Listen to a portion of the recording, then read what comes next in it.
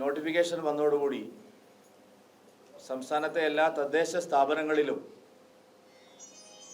ദേശീയ ജനാധിപത്യ സഖ്യം സ്ഥാനാർത്ഥികളെ പ്രഖ്യാപിച്ച് പ്രചാരണത്തിൽ വളരെ വേഗം മുമ്പോട്ട് പോവുകയാണ്. കഴിഞ്ഞ ദിവസം തിരുവനന്തപുരം കോർപ്പറേഷനിലെ സ്ഥാനാർത്ഥി പ്രഖ്യാപനം കഴിഞ്ഞു. ഇന്ന് കോഴിക്കോട് കോർപ്പറേഷൻ, കൊല്ലം കോർപ്പറേഷൻ തുടങ്ങിയ സ്ഥലങ്ങളിൽ സ്ഥാനാർത്ഥി പ്രഖ്യാപനം നിശ്ചയിച്ചിട്ടുണ്ട്. കേരളത്തിന് പുതുമയുള്ള ഒരു പ്രചാരണ രീതിയും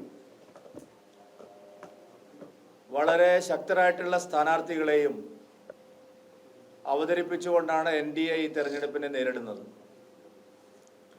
ഒരു വികസിത കേരളം യാഥാർത്ഥ്യമാക്കാനുള്ള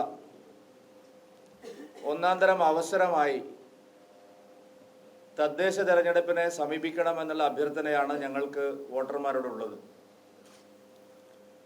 തദ്ദേശ സ്ഥാപനങ്ങളിലേക്കുള്ള തെരഞ്ഞെടുപ്പ് കേരളത്തെ സംബന്ധിച്ചിടത്തോളം മറ്റെല്ലാ തെരഞ്ഞെടുപ്പുകളെക്കാളും പ്രാധാന്യം അർഹിക്കുന്നതാണ്. വളരെ ശക്തമായിട്ടുള്ള ത്രിതല പഞ്ചായത്ത് സംവിധാനം നിലനിൽക്കുന്ന കേരളത്തിൽ നിർഭാഗ്യവശാൽ കേന്ദ്ര സംസ്ഥാന ഗവൺമെൻറ്റുകൾ നടപ്പാക്കുന്ന വിവിധങ്ങളായ ജനക്ഷേമ പദ്ധതികൾ തദ്ദേശ ഭരണ സ്ഥാപനങ്ങളുടെ അമിതമായിട്ടുള്ള രാഷ്ട്രീയ ഇടപെടലുകളുടെ ഫലമായി യഥാർത്ഥത്തിലുള്ള ഗുണഭോക്താക്കൾക്ക് അത് ലഭ്യമാവുന്നില്ല എന്നുള്ള പരാതി വ്യാപകമാണ് കേരളത്തിൽ.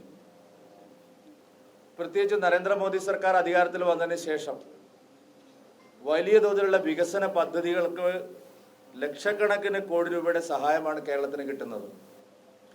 നമ്മുടെ ഫെഡറൽ ഭരണഘടന അനുസരിച്ച് പല പദ്ധതികളും സംസ്ഥാനങ്ങളുമായി ചേർന്നാണ് കേന്ദ്ര സർക്കാർ നടപ്പാക്കുന്നത്. അവിടങ്ങളിലെല്ലാം സംസ്ഥാന ഗവൺമെൻറ്റിൻ്റെ പിടിപ്പുകേടും സാമ്പത്തിക പരാധീനതയും കേന്ദ്ര പദ്ധതികളുടെ ഗുണം കേരളത്തിലെ ജനങ്ങൾക്ക് കിട്ടുന്നതിന് തടസ്സമാവുന്നു. ഉദാഹരണം, ഞാൻ 1-2 ഉദാഹരണങ്ങൾ മാത്രം പറയും. ഉദാഹരണത്തിന് ജൽജീവൻ മിഷൻ ജനങ്ങളെ സംബന്ധിച്ച് ഏറ്റവും പ്രധാനപ്പെട്ട ഒരു വിഷയമാണ് കുടിവെള്ളത്തിൻ്റെ പ്രശ്നം. അപ്പോൾ ആ കുടിവെള്ള പ്രശ്നം പരിഹരിക്കാൻ മോദി സർക്കാർ അതിൻ്റെ ഒരു അഭിമാന പദ്ധതിയായി നടപ്പാക്കിയ പദ്ധതിയാണ് ജൽജീവൻ മിഷൻ. ആ ജൽജീവൻ മിഷൻ പദ്ധതി കേരളത്തിൽ ഇപ്പോൾ താറുമാറായിരിക്കുകയാണ്. അതിനുള്ള കാരണം കേന്ദ്ര സർക്കാർ അല്ല. ഞാനൊരു കണക്ക് നിങ്ങളോട് പറയാം. മാധ്യമപ്രവർത്തകർ ഇത് ശ്രദ്ധിക്കണമെന്ന് പറയാൻ ഞാൻ ആഗ്രഹിക്കുക. കേരളത്തിലാകെ ജൽജീവൻ മിഷൻ്റെ ഭാഗമായി 22,09,000 വീടുകൾക്ക് ഇതിനോടകം ജൽജീവൻ മിഷൻ അനുസരിച്ചുള്ള പൈപ്പ് വഴിയുള്ള കുടിവെള്ള വിതരണം നൽകി കഴിഞ്ഞു. ഇത് 50-50 അനുപാതത്തിലാണ്. അതായത് 50% കേരളവും 50% കേന്ദ്രവും ചേർന്നാണ് ഈ പദ്ധതി നടപ്പാക്കുന്നത്. 7,956 കോടി രൂപ ഇതിനോടകം കേന്ദ്ര സർക്കാർ ഈ ആവശ്യത്തിന് കേരളത്തിന് നൽകിയിട്ടുണ്ട്. പക്ഷെ ഇപ്പോൾ ഈ പദ്ധതി അവതാളത്തിലായിരിക്കുകയാണ്, മുടങ്ങിയിരിക്കുക. അതിനുള്ള കാരണം കേന്ദ്രം നൽകിയ അത്രയും തുക, അതായത് 7,956 കോടി രൂപ ഈക്വലായിട്ട് കേരളവും നീക്കിവെക്കണം. അവരിപ്പോൾ ചെയ്തിരിക്കുന്നത് 7,956 കോടി രൂപ ചെലവഴിച്ച് ഈ പദ്ധതി നടപ്പാക്കി. അപ്പോൾ ഇപ്പം നടപ്പാക്കിയതിൻ്റെ ഇരട്ടി ആൾക്കാർക്ക് ഇത് കിട്ടേണ്ടതാണ്. ഇവരെ ഈ കാശില്ല. അപ്പം നമ്മൾ കേന്ദ്രം കൊടുക്കുന്ന പണം കൃത്യമായിട്ട് ട്രഷറിയിൽ വരുന്നു. അത് ഉപയോഗിക്കണമെങ്കിൽ അവരും അത്ര തന്നെ പണം നീക്കി വെക്കണം. ഇപ്പം അവരുടെ പണം നീക്കി വെക്കാനില്ലാത്തത് കൊണ്ട് ലക്ഷക്കണക്കിന് കുടുംബങ്ങൾക്ക് കിട്ടേണ്ട ഈ പ്രയോജനം ഇപ്പം മുടങ്ങിയിരിക്കുക. കരാറുകാർ കുടിവെള്ള പദ്ധതിയിൽ പണിയെടുക്കാൻ തയ്യാറാവുന്നില്ല. 6,000 കോടി രൂപയുടെ കുടിശ്ശികയാണ് കേരള സർക്കാർ ജൽജീവൻ മിഷൻ കരാറുകാർക്ക് ഇപ്പോൾ കൊടുക്കാനുള്ളത്. അപ്പോൾ 6,000 കോടി രൂപ കുടിശ്ശികയുള്ളത് കൊണ്ട് കരാറുകാരെ ഓപ്ഷനിൽ പങ്കെടുക്കുന്നില്ല. അവർ കരാർ ഏറ്റെടുക്കാൻ തയ്യാറാവുന്നില്ല. ഗൗരവമായ ജനങ്ങൾക്കിടയിൽ ചർച്ചയാവേണ്ട ഒരു വിഷയമാണിത്. ജനങ്ങൾക്ക് സൗജന്യമായി ജീവിതകാലം മുഴുവൻ ശുദ്ധമായ കുടിവെള്ളം പൈപ്പ് വഴി വീട്ടിലെത്തേണ്ട പ്രസ്റ്റീജിയസ് പ്രോജക്റ്റ് ആയിട്ടുള്ള ജൽജീവൻ മിഷൻ പദ്ധതി കേരളത്തിൽ മുടങ്ങാൻ കാരണം നരേന്ദ്രമോദി സർക്കാർ അല്ല, പിണറായി വിജയൻ സർക്കാരാണ്. പിണറായി വിജയൻ സർക്കാരിന് ഇതിലൊന്നും പണം നീക്കി വെക്കാനില്ല. അടുത്തതാണ് അർബൻ PMAY. ഇപ്പോൾ റൂറൽ PMAY ഉണ്ട്, അർബൻ PMAY ഉണ്ട്. ഇവർ പിന്നെ ലൈഫ് മിഷനായിട്ടാണ് അത് നടപ്പാക്കുന്നത്. കേന്ദ്രവിഹിതം ഓൾറെഡി വന്നിട്ടുണ്ട്. 7 ലക്ഷത്തോളം വീടുകളുടെ അപേക്ഷകൾ വിവിധ തദ്ദേശ സ്ഥാപനങ്ങളിൽ കെട്ടിക്കിടക്കുകയാണ് കേരളത്തിൽ പരിഹരിക്കാതെ. പല വീടുകളും പണി തുടങ്ങിയിട്ട് പൂർത്തീകരിക്കാൻ കഴിയാതെ ടാർപോളിൽ വിരിച്ച ആളുകൾ കിടക്കുകയാണ്. പിണറായി വിജയൻ പറയുന്നത് എല്ലാം അതിദാരിദ്ര്യമുക്തമായി എന്നാണ്. പക്ഷെ നമ്മൾ പോകുന്ന സ്ഥലത്തെല്ലാം നമ്മൾ കാണുന്നത് പല വീടുകളും ടാർപോളിൽ വിരിച്ച ആളുകൾ കിടക്കേണ്ട ഗതികേടിലാണ്. ഈ വർഷം അർബൻ PMAYയിൽ കരാറിൽ ഒപ്പുവെക്കാനേ സ്റ്റേറ്റ് ഗവൺമെന്റ് തയ്യാറായില്ല. കാരണം അവരുടെ ഈ കാശില്ല, സ്റ്റേറ്റിന്റെ വിഹിതം വെക്കാനില്ലാത്തതുകൊണ്ട്. എന്നാൽ മോദിയുടെ വിഹിതം, കേന്ദ്രത്തിന്റെ വിഹിതം ഓൾറെഡി കേരളത്തിൽ വന്നിട്ടുണ്ട്. ഗ്രാമീൺ സഡക് യോജന വളരെ പ്രധാനപ്പെട്ട ഒരു പദ്ധതിയാണ്. കാരണം സാധാരണക്കാരനെ ബാധിക്കുന്നത്, ദേശീയപാതയൊക്കെ വളരെ വേഗത്തിൽ നടക്കുന്നുണ്ട്. പക്ഷെ ഗ്രാമീൺ സഡക് യോജന അത് സാധാരണക്കാരനെ ഏറ്റവും കൂടുതൽ ബാധിക്കുന്ന ഒരു ഗ്രാമപ്രദേശങ്ങളിലെ റോഡുകൾ നന്നാക്കുന്ന വിഷയത്തിൽ പ്രധാനമന്ത്രി ഗ്രാമീൺ സഡക് യോജന പ്രകാരം 2300 കിലോമീറ്റർ റോഡ് ഇതിനോടകം കേരളത്തിൽ പണിതിട്ടുണ്ട്. തദ്ദേശ സ്ഥാപനങ്ങൾ അതുപോലത്തെ സ്ഥാപനങ്ങളെല്ലാം വഴി. അതിൻ്റെ ഷെയർ സെൻട്രലിൻ്റെ 60%, സ്റ്റേറ്റിൻ്റെ 40%. യഥാർത്ഥത്തിൽ സെൻട്രൽ ഗവൺമെന്റ് ഇതിനോടകം 1598 കോടി ഇതിനു വേണ്ടി നൽകിയിട്ടുണ്ട്. 1598 കോടി രൂപ കഴിഞ്ഞ 4 വർഷത്തിനിടയിൽ 21 മുതൽ 25 വരെയുള്ള കാലയളവിൽ ഇതിനോടകം കേരളത്തിന് നൽകിയിട്ടുണ്ട്. പക്ഷെ ഇവരുടെ കയ്യിൽ കാശില്ല. അതുകൊണ്ട് പലയിടത്തും ഗ്രാമീൺ സഡക് യോജന റോഡ് നിർമ്മാണം സ്തംഭിച്ചിരിക്കുക. അവിടെയും കരാറെടുക്കാൻ തയ്യാറാവുന്നില്ല. വളരെ പ്രധാനപ്പെട്ട ഇത്തരം വിഷയങ്ങൾ കേരളത്തെ സംബന്ധിച്ചിടത്തോളം വളരെ വേഗത്തിൽ നടപ്പാക്കാൻ കഴിയുമായിരുന്ന പല പദ്ധതികളും ഈ സംസ്ഥാന ഗവൺമെന്റുകളുമായി ചേർന്ന് ഇത് നടപ്പാക്കേണ്ടി വരുന്ന ഗതികേട് കൊണ്ട് നേരിട്ട് അത്രയും വിഹിതം കേന്ദ്രത്തിന് നടപ്പാക്കാൻ സാധിക്കുമായിരുന്നെങ്കിൽ ദേശീയപാത വികസനം പോലെ നടപ്പാക്കാൻ സാധിക്കുമായിരുന്നു. പക്ഷെ നമ്മുടെ ഭരണഘടന അനുസരിച്ച് ഈ പദ്ധതികളെല്ലാം കേന്ദ്രവും സംസ്ഥാനവും ചേർന്നാണ് നടപ്പാക്കുന്നത്. അപ്പോൾ സംസ്ഥാന ഗവൺമെന്റിന്റെ പിടിപ്പുകേട്, അവരുടെ കയ്യിൽ അവരുടെ പ്രശ്നം സാമ്പത്തിക പ്രതിസന്ധി, അത് പരിഹരിക്കാൻ അവർക്ക് മാർഗമില്ല. ഫലം അനുഭവിക്കുന്നത് കേരളത്തിലെ ജനങ്ങളാണ്. ഗൗരവമേറിയ ഇത്തരം ജനകീയ വിഷയങ്ങൾ നരേന്ദ്രമോദി സർക്കാർ വന്നതിന് ശേഷം സ്മാർട്ട് സിറ്റി, എല്ലാ നഗരങ്ങളിലും സ്മാർട്ട് സിറ്റി വന്നു. 700 കോടി, 600 കോടി, 500 കോടി, 400 കോടിയൊക്കെയാണ് ഓരോ കോർപ്പറേഷനുകൾക്കും മുനിസിപ്പാലിറ്റികൾക്കും വരുന്നത്. ഇപ്പോൾ തിരുവനന്തപുരം കോർപ്പറേഷനിൽ 700 കോടി രൂപയിലധികം സ്മാർട്ട് സിറ്റിക്കായിട്ട് വന്നു. ഇപ്പോഴും വെള്ളക്കെട്ട് പരിഹരിച്ചിട്ടില്ല. അതായത് തിരുവനന്തപുരം നഗരം, കോഴിക്കോട് കോർപ്പറേഷൻ, കൊച്ചിൻ കോർപ്പറേഷൻ, ഇവിടെയെല്ലാം സ്മാർട്ട് സിറ്റി വരുമ്പോൾ റോഡുകൾ നന്നാക്കാം, വെള്ളക്കെട്ടുകൾ പരിഹരിക്കാം, മാലിന്യ നിർമ്മാർജ്ജനത്തിനുള്ള സംവിധാനങ്ങൾ വരാം. ഇപ്പോൾ കോഴിക്കോട് കോർപ്പറേഷൻ സ്മാർട്ട് സിറ്റി പദ്ധതി വന്നിട്ടുണ്ട്. അമൃത് നഗരം പദ്ധതിയുടെ ഭാഗമായിട്ട് കോഴിക്കോട് കോർപ്പറേഷനിൽ ഇഷ്ടംപോലെ പണം കിട്ടിയിട്ടുണ്ട്. പച്ചക്കറി മാർക്കറ്റിന് പണം കൊടുക്കുന്നത് കേന്ദ്ര സർക്കാരാണ്. ഇന്നലെ എന്താ പുതിയൊരു സാധനം കഴിഞ്ഞ ദിവസം ഫുഡ് സ്ട്രീറ്റ് വന്നിട്ടുണ്ട്. ഇതെല്ലാം ഉദ്ഘാടനം ചെയ്യുന്നത് സംസ്ഥാന മന്ത്രിമാരാണ്. ഇവരൊരു കാശ് മുടക്കാതെ കേന്ദ്രത്തിന്റെ പണമാണ് ഇതിനെല്ലാം വരുന്നത്. കൊച്ചിൻ കോർപ്പറേഷനിലെ ഏറ്റവും വലിയ വിഷയമായിരുന്നു നമുക്കറിയാം മാലിന്യ നിർമ്മാർജ്ജനത്തിൽ. ഒന്നാന്തരം പ്രോജക്റ്റ്, ലോകോത്തര നിലവാരത്തിലുള്ള പ്രോജക്റ്റ് കേന്ദ്ര സർക്കാർ പണം കൊടുത്ത് അവിടെ നടപ്പാക്കിയിട്ടുണ്ട്. പക്ഷെ ഇതെല്ലാം പൂർണ്ണമായ അർത്ഥത്തിൽ ഫലപ്രദമായി സംസ്ഥാനത്ത് നടപ്പാവുന്നില്ല. ജനങ്ങൾ ആഗ്രഹിക്കുന്നത് പോലെ ഗുണഭോക്താക്കൾക്ക് അതിൻ്റെ പ്രയോജനം കിട്ടുന്നില്ല. അതിന് കാരണം സംസ്ഥാന ഗവൺമെന്റിന്റെ പിടിപ്പുകേടാണ്, അവരുടെ കയ്യിൽ കാശില്ലാത്തത് കൊണ്ടാണ്. തദ്ദേശ ഭരണ സ്ഥാപനങ്ങളിൽ തന്നെ ഇതിന്റെ പ്രയോജനം പൂർണ്ണമായിട്ട് കിട്ടുമ്പോൾ ആളുകൾക്ക് ഇതിന്റെ പ്രയോജനം കിട്ടാതിരിക്കാൻ വേണ്ടിയിട്ടാണ് ഇവർ ശ്രമിക്കുന്നത്. രാഷ്ട്രീയം നോക്കിയിട്ടാണ് അവിടെ ഗുണഭോക്താക്കളെ നിശ്ചയിക്കുന്നത്. 70 വയസ്സ് കഴിഞ്ഞവർക്കുള്ള വയോവന്ദൻ യോജനയുണ്ട്. പൂർണ്ണമായിട്ടും ഒരു പൈസ ചെലവില്ലാതെ ആയുഷ്മാൻ ഭാരത് നേരിട്ട് നടപ്പാക്കുന്നത്. സംസ്ഥാനത്തെ എല്ലാ പൗരന്മാർക്കും ആയുഷ്മാൻ ഭാരത് കിട്ടുന്നില്ല. കാരണം ഇവരുടെ 2011 സെൻസസ് സർവേ അടിസ്ഥാനത്തിലാണ് അവർ നിശ്ചയിച്ചിട്ടുള്ളത്. പക്ഷേ 70 വയസ്സ് കഴിഞ്ഞ ആൾക്കാർക്ക് പൂർണ്ണമായിട്ടും കിട്ടും. അവിടെ യാതൊരു പരിഗണനയും ഇല്ല. ദാരിദ്ര്യക്ക് താഴെയാണോ മുകളിലാണോ ഒന്നുള്ള ചോദ്യമില്ല. എല്ലാ 70 വയസ്സ് കഴിഞ്ഞ ആൾക്കാർക്കും കിട്ടും. പക്ഷേ സ്റ്റേറ്റ് ഗവൺമെന്റ് അതിൽ ഒപ്പുവെച്ചിട്ടില്ല. അപ്പോൾ ഇത് ഗൗരവമായൊരു വിഷയമാണ്.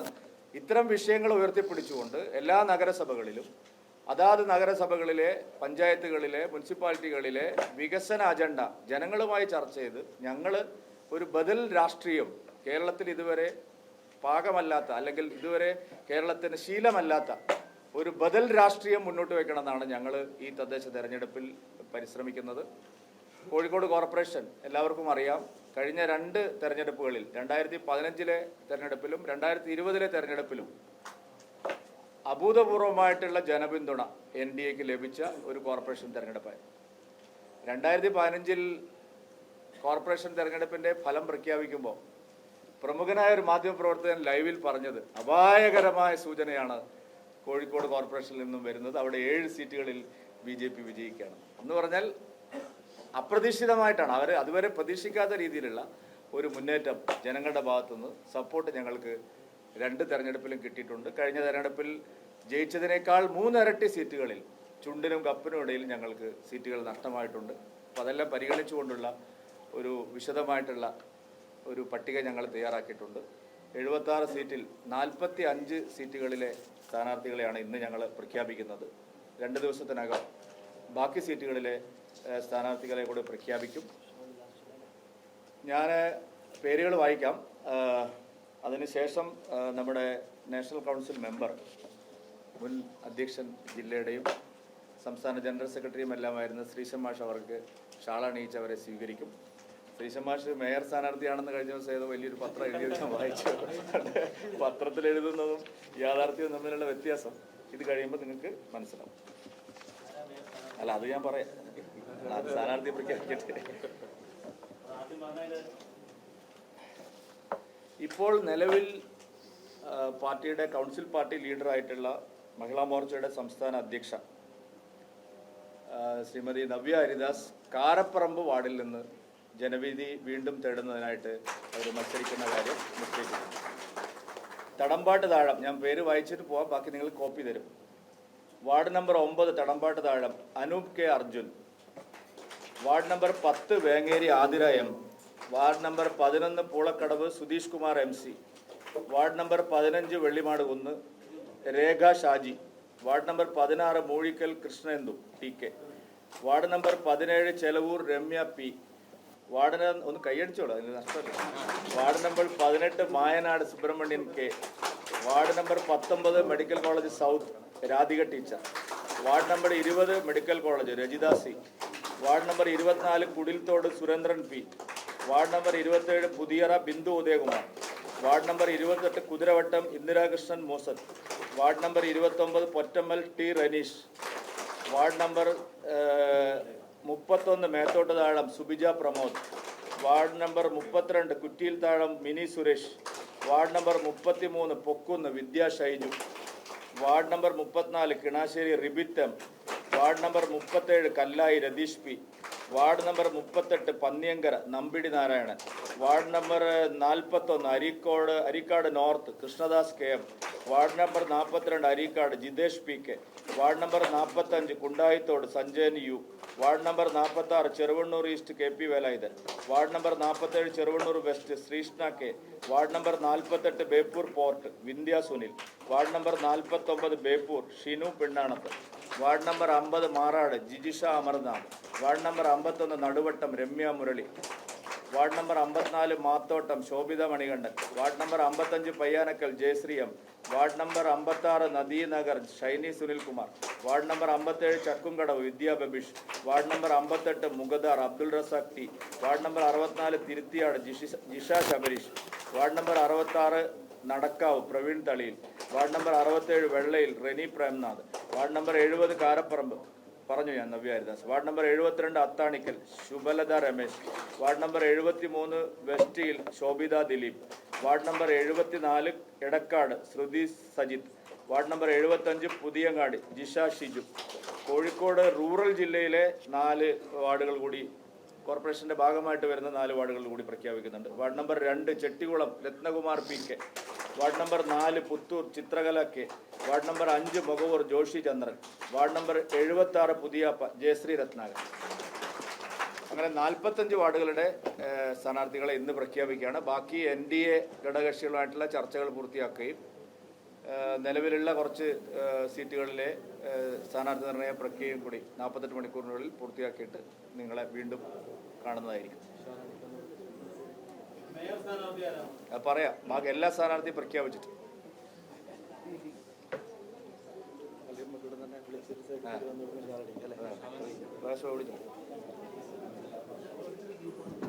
അല്ല, ഇത് സംബന്ധിച്ച് വേറെ ചോദിക്കാനല്ലോ. അങ്ങനെയാണെങ്കിൽ ഇവർക്ക് സ്വീകരണം കൊടുക്കാമല്ലോ. ഞങ്ങൾ ജയിക്കാൻ വേണ്ടി തന്നെ മത്സരിക്കുന്നത്, അല്ലാതെ സീറ്റുകളുടെ എണ്ണം LDF എത്ര പറഞ്ഞു? അല്ലല്ല, അവര് പറയട്ടെ. നിലവിൽ മത്സരിക്കുന്നവരോട് നിങ്ങൾ ഈ ചോദ്യം അല്ല ജയിച്ചു അവർ പറയട്ടെ. അവർ രണ്ടും പറഞ്ഞാൽ ഞാൻ പറയാം. LDF-ഉം UDF-ഉം പറഞ്ഞിട്ട് ഞാൻ പറയാം. ആദ്യം തന്നെ ഈ ചോദ്യമാണ്, ഇത് എത്ര സീറ്റ് കിട്ടും, എത്ര സീറ്റ് കിട്ടാൻ വേണ്ടിയിട്ടല്ല, ഞങ്ങൾ ജയിക്കാൻ വേണ്ടിയിട്ടാണ്, ഇവിടെ ഭരണം പിടിക്കാൻ വേണ്ടിയിട്ടാണ് ഞങ്ങൾ മത്സരിക്കുന്നത്. കഴിഞ്ഞ തവണ 23 സീറ്റിൽ ഞങ്ങൾ 2ാം സ്ഥാനത്ത് വരും നിങ്ങൾ വിചാരിച്ചിരുന്നോ?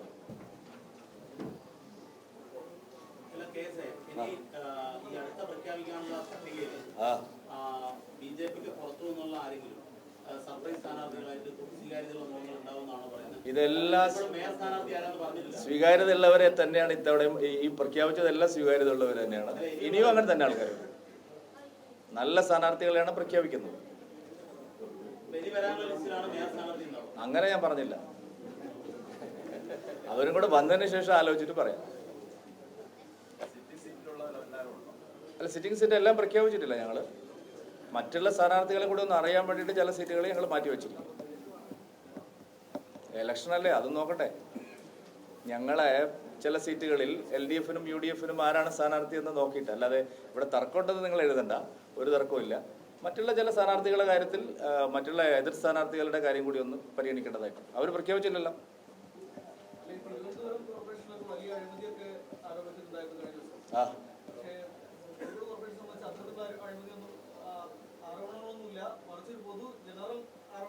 അല്ലല്ല, ആര് പറഞ്ഞു? ഇവിടെ എത്ര സമരങ്ങൾ നടന്നിട്ടുണ്ട്. കെട്ടിട നിർമ്മാണം പോലും മെഡിക്കൽ മറ്റേ ഇഷ്ടം പോലെ. നിങ്ങൾക്ക് എന്തോ ഒരു സ്നേഹം കോഴിക്കോട് കോർപ്പറേഷനോട് ഉണ്ടല്ല. കൂടുതൽ കുറച്ചുപേരെ പേര് ഇന്ന് പറഞ്ഞല്ലോ. ബാക്കി പ്രഖ്യാപനം പൂർത്തിയാകുമ്പോൾ അത് മനസ്സിലാവും നിങ്ങൾക്ക്.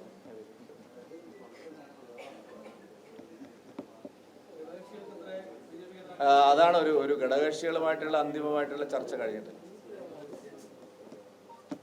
എന്താ ദീപക് ചോദിച്ച അതിൽ എന്തെങ്കിലും ഒരു കുത്തിത്തിരിപ്പ് ഉണ്ടാവും എന്നുള്ളത് അതെ. എന്തായാലും നിങ്ങൾക്ക് അധികം എഴുതാനുള്ള ഒന്നും ഉണ്ടാവില്ല. അല്ലെന്ന് നാട്ടിലെ LDF ചെയ്തതല്ല, വാർഡ് എങ്ങനെ വിഭജിച്ചാലും അവിടെയെല്ലാം ആളുകൾ പ്രോ മോദി ആയതാണ്, BJP ആയതാണ്. അല്ലാതെ വാർഡ് തോപ്പിക്കാൻ നല്ല ശ്രമം നിങ്ങൾ നടത്തിയിട്ടുണ്ട്. ഞങ്ങൾക്കറിയാം, ഞങ്ങളെ സീറ്റൊക്കെ പൊളിക്കാൻ നല്ല ശ്രമം നിങ്ങൾ നടത്തിയിട്ടുണ്ട്. പക്ഷെ അതൊക്കെ ഉർവശി ശാപം ഞങ്ങൾക്ക് പലയിടത്തും ഉപകാരമായി എന്നാണ്. അല്ല, UDF അപ്രസക്തമല്ലേ എല്ലായിടത്തും. അല്ല, LDF-ഉം NDA-യും തമ്മിലാണല്ലോ കഴിഞ്ഞ തവണ മെയിൻ ഫൈറ്റ് വന്നത്. ഞങ്ങൾ തോറ്റുപോയി 2ാം സ്ഥാനത്ത് കുറേ സ്ഥലത്ത്. പക്ഷെ പല വാർഡുകളിലും ഞങ്ങൾ ഡയറക്റ്റ് ഫൈറ്റ് ആയിരുന്നില്ലേ. UDF ചില പ്രത്യേക പോക്കറ്റുകളിലേ ഉള്ളൂ. ടോട്ടൽ കോർപ്പറേഷൻ നോക്കുമ്പോൾ NDA വളരെ ശക്തമാണ്. അതെ, ഇല്ല അത് എന്നെ സൂചിപ്പിക്കൊന്നും വേണ്ട.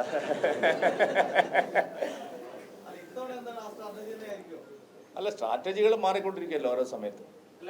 കഴിഞ്ഞ തെരഞ്ഞെടുപ്പ് കഴിഞ്ഞപ്പോ തിരുവനന്തപുരം കോർപ്പറേഷൻ നമുക്ക് ഭരിക്കാൻ പറ്റാതാവാനുള്ള കാരണം ഈ CPM-ഉം കോൺഗ്രസും തമ്മിലുള്ള. പക്ഷെ അതിന് നിയമസഭാ തെരഞ്ഞെടുപ്പിൽ മറുപടി കൊടുക്കുന്നൊക്കെയാണ് പറഞ്ഞത്. അപ്പൊ ഈ തെരഞ്ഞെടുപ്പിൽ എന്താണ് അങ്ങയുടെ അത്തരത്തിലുള്ള ഒരു? അല്ല, ഈ തെരഞ്ഞെടുപ്പില് പലയിടത്തും അതിനുള്ള കളികളുണ്ട്. ഇപ്പൊ ഉദാഹരണത്തിന് രമേശ് ചെന്നിത്തലയുടെ മണ്ഡലമാണ് ഹരിപ്പാട്. രമേശ് ചെന്നിത്തലയുടെ സ്വന്തം ചെന്നിത്തല പഞ്ചായത്തിലും ഹരിപ്പാട് മണ്ഡലത്തിലും LDF UDF സഖ്യത്തിൽ പഞ്ചായത്തുകൾ ഭരിക്കുന്നു. ചെങ്ങന്നൂർ, മാവേലിക്കര, നമ്മുടെ സജി ചെറിയാന്റെ മണ്ഡലത്തിൽ 2 പഞ്ചായത്തുകൾ LDF-ഉം UDF-ഉം ചേർന്നാണ് ഭരിക്കുന്നത്. അപ്പോൾ ഇത് BJP വളർന്നു വരുമ്പോൾ പലയിടത്തും അവർ അതിനുള്ള പരസ്യമായി ശ്രമിക്കുന്നുണ്ട്. തെരഞ്ഞെടുപ്പിൽ സീക്രട്ട് അണ്ടർസ്റ്റാൻഡിങ് അവർ ഉണ്ടാക്കുന്നുണ്ട്. ആ ആരോപണം ഞങ്ങൾ ശക്തമായിട്ട് എപ്പോഴും ഉന്നയിച്ചിട്ടുണ്ട്. പക്ഷെ അതിനെയൊക്കെ ജനങ്ങൾ മനസ്സിലാക്കി അതിനെ അതിജീവിക്കുന്ന ഒരു രാഷ്ട്രീയമാണ് ഉയർന്നു വന്നിരിക്കുന്നത്.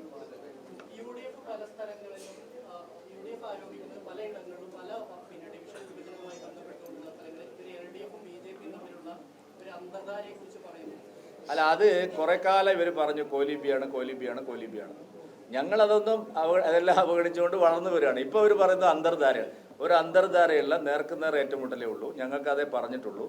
ഞങ്ങൾ നേരെ പോ ഏറ്റുമുട്ടി ജയിക്കുക എന്നുള്ളതാണ് ഞങ്ങളുടെ സ്ട്രാറ്റജി. ഇതുമായി ബന്ധപ്പെട്ടല്ല, ഡൽഹിയിൽ രാജ്യ തലസ്ഥാനത്ത് ഒരു സ്ഫോടനം നടന്നിരിക്കുകയാണ്. രാജ്യ സുരക്ഷ തന്നെ അപകടത്തിലാവും.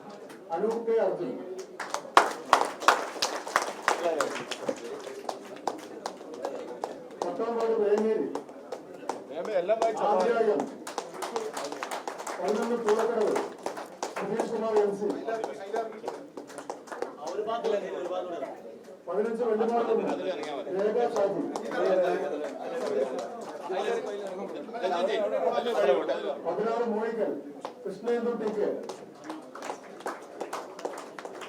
17 ചെലവ് 18 Mayanad Subrahmanian K 19 medical college south Rajeev teacher 20 medical college Rajitha teacher 24 Kozhikode Surendran P 27 പുതിയ ബിന്ദു ഉദയകുമാർ 28 കുതിരവട്ടം ഇന്ദിരാ കൃഷ്ണൻ മോസഫ്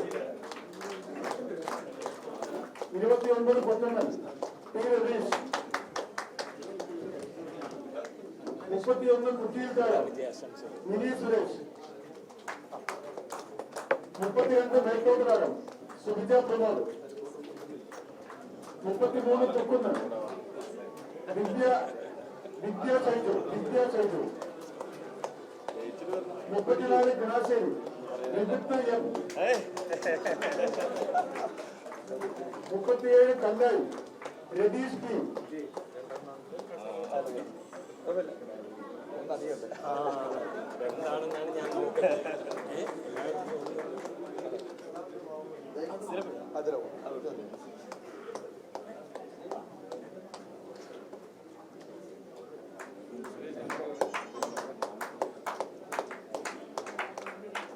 38 പന്നിയാന്തര നമ്പൂരി നാരായണൻ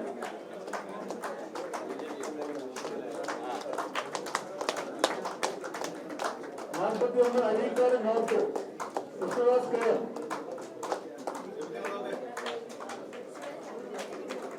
42 അരീക്കാട് വിവേക് പി കെ 45 കുണ്ടായിത്തോട് സഞ്ജയ് ന്യൂർ 46 Cheruvallur east K P Velayudhan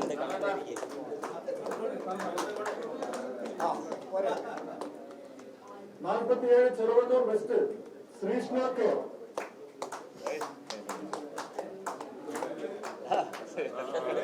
48 Beypore port Vindhya Sunil 49 Beypore Shino Pennanam 50 Marod Jibisha Amarnath 51 Neduvattam advocate Ramya Murali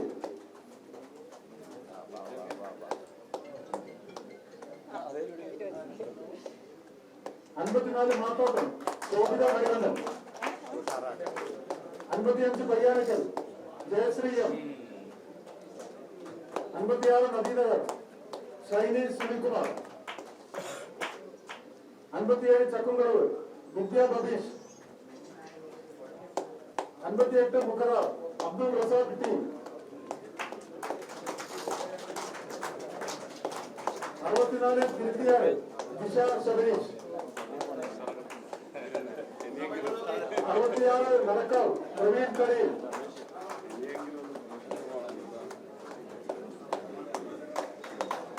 67 വള്ളി റലി പ്രേംനാഥ്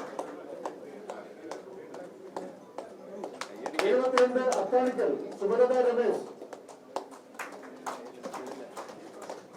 73 വെസ്റ്റീൻ ശോഭിത ദിലീപ്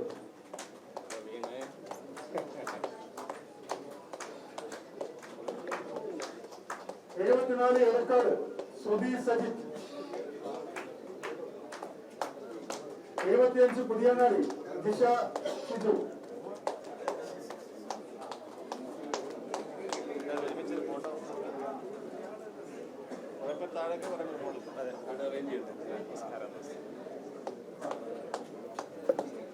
സ്ഥാനാർത്ഥികള് എല്ലാവരും ഒന്ന് മുന്നോട്ട് വരിക.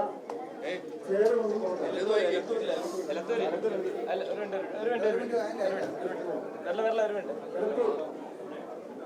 Ward number 2 Chettikulam Rathnakumar V K.